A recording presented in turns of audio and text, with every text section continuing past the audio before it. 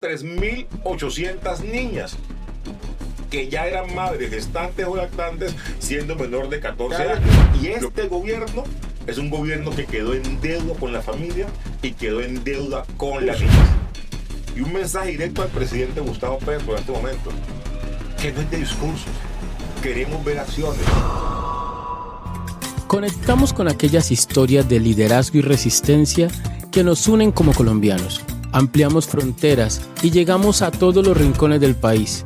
Escucha Voces Renacientes, para que tu voz se siga escuchando.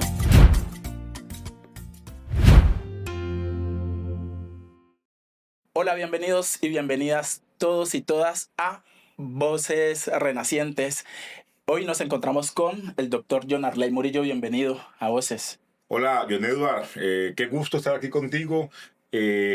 Importante este espacio. Igualmente un saludo a todos los que nos escuchan, los que nos ven en este espacio tan importante del Partido Colombia Renaciente, Voces Renaciente, donde esperamos hablar de temas de país, temas que creemos son importantes para avanzar como sociedad y temas que queremos que sean parte de la discusión y la agenda pública en este país. Así es, Doc.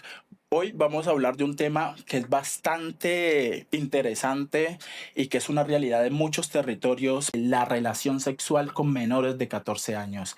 ¿Por qué este tema es tan relevante para la sociedad colombiana? Bueno, efectivamente ese es un tema de la mayor importancia, pero invisibilizado en este país. En Colombia, el Código Penal establece que es un delito cualquier tipo de relación, acto, tocamiento sexual que involucre a un menor de 14 años, sea hombre, sea mujer, sea niño, sea niña. Pero observamos cómo se va volviendo paisaje esta norma porque regiones del país, principalmente hay que decirlo rurales, pero sin perder también el foco en lo urbano, encontramos niñas principalmente, madres siendo menores de 14 años. Encontramos niñas que llegan al sistema de protección del Estado siendo madres gestantes o lactantes con 14, 15 años, lo que daría a entender que el acto sexual se tuvo siendo menor de 14 años. Y estos casos muchas veces son dejados en el ostracismo por complicidad también o temor de muchos adultos y también por indiferencia de la sociedad. Ese es un tema que en mi concepto es de la mayor importancia para el futuro del país, porque se está perdiendo una generación. Yo siempre he dicho, cuando ocurren estos casos, son niños criando niños y muy posiblemente dos vidas afectadas, la vida de la niña o del niño que es padre siendo un adolescente y la vida de ese niño que llega al mundo sin unos padres con la capacidad para poder asumir la crianza. Y es un tema que queremos colocar en la agenda pública, que no sea invisible y que todo el país se comprometa a combatir. Doc, ahí usted enumeró un montón de razones. Hay razones culturales. ¿Cómo trabajar este tema sin afectar el tema cultural y que los derechos de la niñez estén por encima de estos lineamientos culturales? Colombia es un país de regiones y de cultura, eso debemos entenderlo. Pero también es un país que está regido por una constitución y por leyes que son de cumplimiento obligatorio. ¿Qué indican esas normas? Principalmente la constitución indica que los derechos de los niños están por sobre los derechos de cualquier otro ciudadano. Y allí la cultura no puede imponerse sobre el derecho de un niño a tener garantía de sus condiciones y derechos. ¿Qué indica el Código Penal? Que es delito cualquier acto sexual que involucre a un menor de 14 años, y ahí no hay cultura, me No hay disculpas, que justificación. valga o que justifique estos tipos de hechos, y allí las autoridades deben ser lo más fuertes posibles, uno, para prevenir, y dos, también para castigar estos casos y restablecer derechos de los niños involucrados en este tipo de conductas. Hace algunos días inicié a hacer en redes sociales denuncias en este tipo y me escribía mucha gente de diferentes partes del país indicando cómo este es un tema de la mayor importancia, que me decían, en tal vereda conocí 2 niñas, en tal barrio conocí 3 niñas, principalmente las mujeres son las más afectadas Así con es. el embarazo. Pero son casos que quedan sin denuncia, que se vuelven paisaje y quedan como una anécdota y se revictimiza, por el contrario, a los niños involucrados porque se les vuelve culpable de la condición y no víctimas como deberían ser tratados. Por lo tanto, es un tema que el país debe colocar en el foco principal de discusión. Aquí discutimos de todo y no discutimos de lo más Lo más importante, que importante. es la protección a la niñez, porque de eso depende el presente y el futuro de nuestro país. Y la protección a la niñez es la mejor política de salud, de seguridad, de educación que Total. pueda haber en cualquier país. Doc, ahora me surge una inquietud y es, si tenemos Código de Infancia y Adolescencia, tenemos la Constitución, tenemos al ICBF, que es el ente rector y el llamado a cuidar a la niñez, ¿por qué siguen pasando este tipo de cosas si tenemos todos los mecanismos para que esto no pase? Muchas veces las leyes tienden a ser leyes muertas, leyes que existen, están, pero no se cumplen como deberían cumplirse. Como decía un docente en la universidad, no se cumplen a rajatabla. Y ahí también debe haber un mayor enfoque de política pública. Tú mencionabas algo muy importante y es el Código de Infancia y Adolescencia. Mencionabas el ICF, tú sabes, una entidad que quiero mucho, por la que pasé por casi una década como director regional en el Valle y en el Chocó, y donde me tocó denunciar e incidir para que, por ejemplo, los equipos de defensoría denunciaran ante la fiscalía casos como estos. Hace algunos meses le hice, de hecho, al ICBF una petición para, quería saber, en los programas de protección, principalmente los internados, cuántas niñas menores de 15 años habían estado en los últimos 5 años bajo medida de protección, siendo madres gestantes o lactantes, Es un dato. teniendo menos de 15 años. La respuesta que me da el ICF es que en los últimos 4 o 5 años habían pasado por los internados 3.800 niñas que ya eran madres gestantes o lactantes siendo menor de 14 años. Lo que significa muy seguramente que fueron embarazadas siendo menor de 14 años, y ahí hay 3.800 denuncias que hoy debería estar la Fiscalía activando y actuando para poder sancionar a los autores de un delito evidente. Pero encontramos que la estadística es una estadística con la cual no se está haciendo No se está nada. haciendo Y allí hay un llamado importante al ICBF, porque el ICF debe mover el sistema y no lo está haciendo hoy. El ICF debe activar a la fiscalía, a interponer denuncias, adelantar visitas. Total. Y más allá de una mera medida de protección, ahí evidenciamos que hay una quietud del Estado. Y si el Estado se queda quieto y no mueve la sociedad, pues también la sociedad se va quedando Empieza a quieta. normalizar Y es lo que esto. queremos que no siga ocurriendo en este país.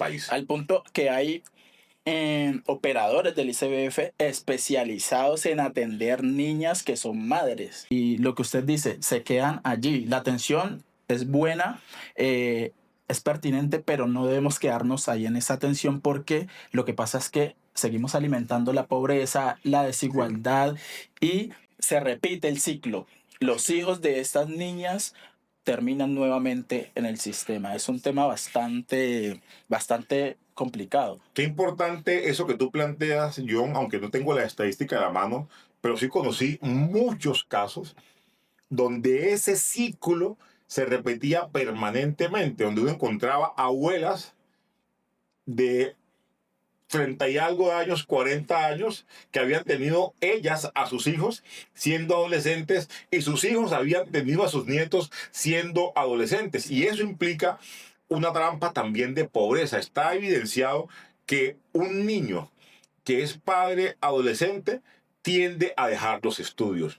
Un niño que deja el estudio es más propenso a caer, por ejemplo, en temas de trabajo infantil, explotación sexual. Y si tiene hijo también adolescente, seguramente va a ir repitiendo ese círculo. Y ello también implica, por ejemplo, atacar temas de seguridad. En los centros de responsabilidad penal para adolescentes, que me tocó administrar por varios años cuando estábamos en el ICBF, se evidenciaba que un gran número de jóvenes que estaban privados de la libertad por cometer delito habían sido hijos de madres o padres adolescentes. No quiero, ni más faltaba decir que esa es una causa directa, pero tiene algún tipo de relación porque que entendemos que un adolescente no cuenta con la capacidad social, emocional, física, económica para poder atender la crianza de un niño como se requiere. Y allí el Estado debe intervenir, porque si intervenimos esto, vamos a salvar vidas, vamos a permitir que nuestros niños avancen en el ciclo escolar y sean ciudadanos que le aporten a la sociedad. Y eso tiene incidencias en el sistema de salud, en el sistema educativo, en la competitividad del país, en la seguridad del país. Por lo tanto, ese es un tema que esperamos que el Estado lo asuma como debe asumirlo y que la sociedad también lo asuma, y donde podamos desde la política pública reforzar las medidas de prevención, pero también presentar iniciativas legislativas en el Congreso para poder, diríamos, endurecer las acciones para combatir el embarazo en menor de 14 años. Ahora, Doc, frente a esta realidad,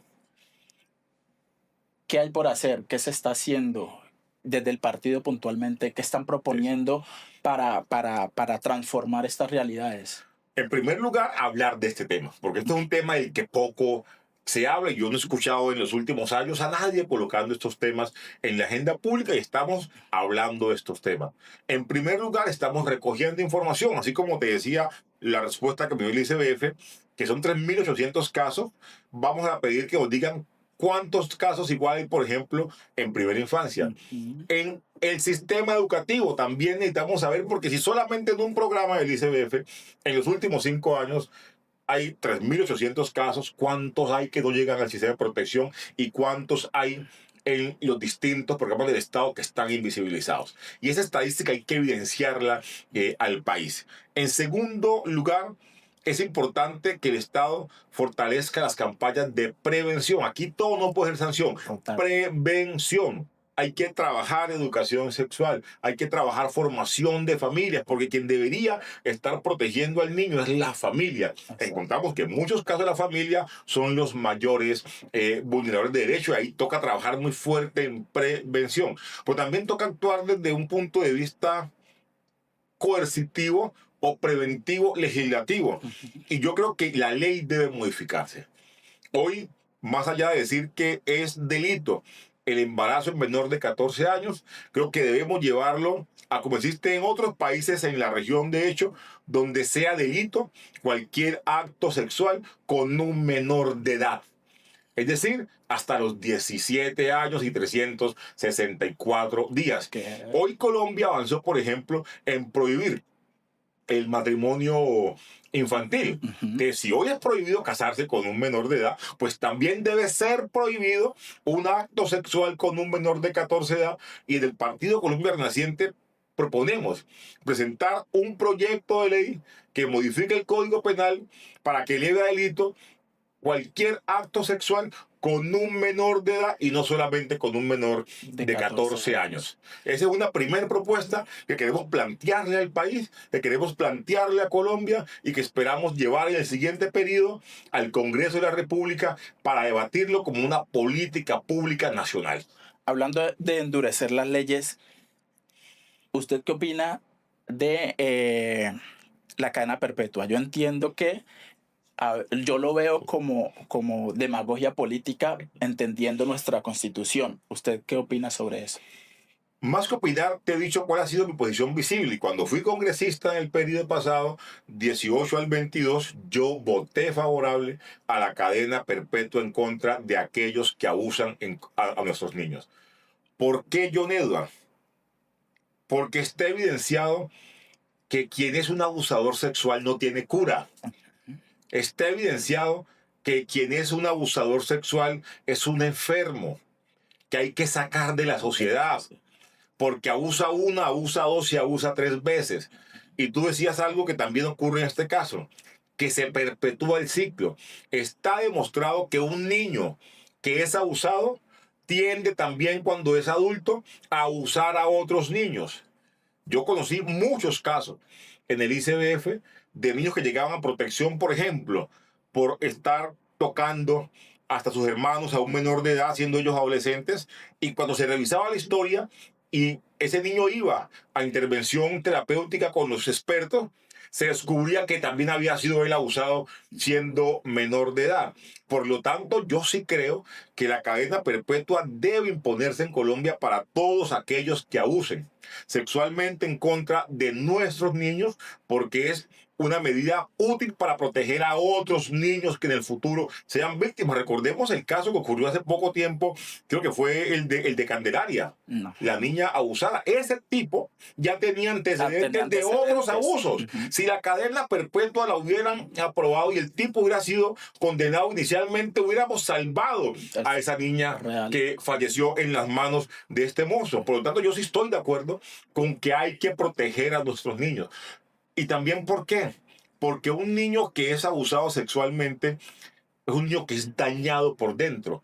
Porque el adelantarle los estímulos sexuales, el adelantarle la experiencia sexual va en contra de su desarrollo, a tal punto que un niño abusado requiere sí o sí que ser sometido a un proceso muy fuerte de intervención terapéutica para que pueda sanar eso que le ocurre a él. Y el Estado tiene que prevenir, porque aquí no hay nada más importante que la niñez. Si queremos que este sea un país próspero, competitivo, un país seguro, un país no violento, hay que empezar por donde es. Eso no es Claro. con más fuerzas armadas, es protegiendo a los niños. Porque un niño que no cuente con garantías tiene mayor propensión a ser un niño violento, vinculado a temas delincuenciales.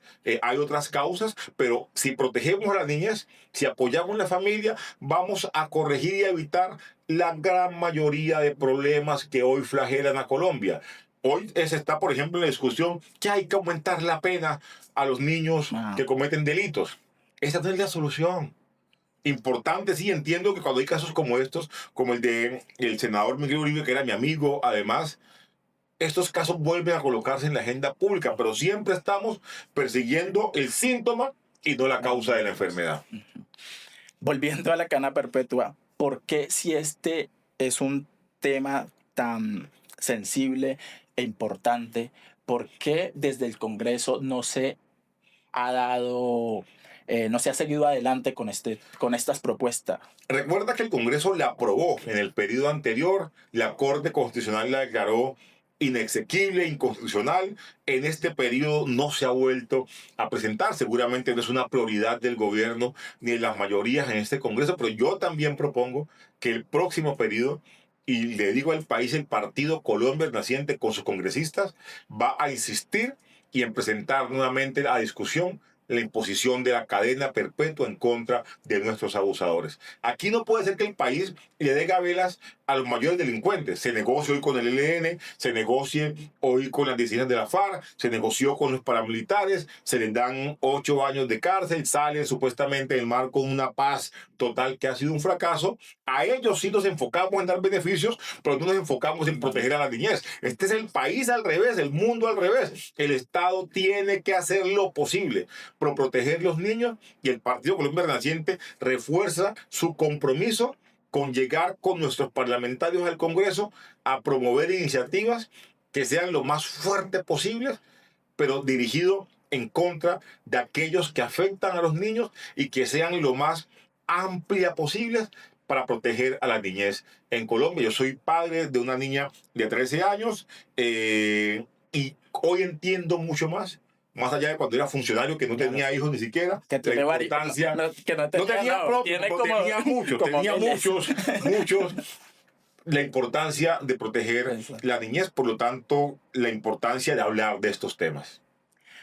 Bueno, para ir finalizando, ¿qué mensaje enviarle a la sociedad entendiendo que la responsabilidad del cuidado de la niñez no es solamente del Estado, sino de nosotros como sociedad? ¿Qué mensaje enviarle a la sociedad para prevención, pero también para denunciar estos casos? Importante lo que tú dices. El Estado no es el único responsable del cuidado de los niños. El principal responsable es la familia. La familia es ese cerco principal de protección y debemos asumir ese compromiso. Yo siempre he dicho, hay que ser sobreprotector con los niños, porque cada día más tenemos riesgos físicos, riesgos digitales, algo que también es importante hablar. Hoy los niños se introducen a más temprana edad en las redes sociales, en el mundo del internet, e inclusive hay más peligros hoy en la red que los que pueden haber en el mundo físico. Así que los padres y la sociedad en general debemos ser, si se quiere, sobreprotectores con nuestros niños. Hay que denunciar, no podemos quedarnos callados y exigirles a las autoridades que también sean lo más fuertes posibles en la protección de la niñez. Y ahí una tercera propuesta que también queremos llevar al Congreso, replicando una ley que ya aprobaron en Australia, y es que se prohíba tajantemente que un menor de edad tenga acceso a redes sociales. Ya Australia aprobó una ley donde hoy es prohibido que los menores de edad tengan redes sociales. Aquí también tenemos que aplicarlo. Algunos dirán, esto es extremo. No, hay que ser lo más extremos posible para proteger a nuestros niños. Así pues que 4 propuestas. Una, hablemos de este tema, coloquémoslo en la agenda, denunciemos y no nos quedemos callados cuando un niño o una niña sea víctima de un abuso sexual y cuando un niño o niña sea víctima de cualquier tipo de afectación. Segunda, tenemos que volver a discutir la cadena perpetua en contra de abusadores.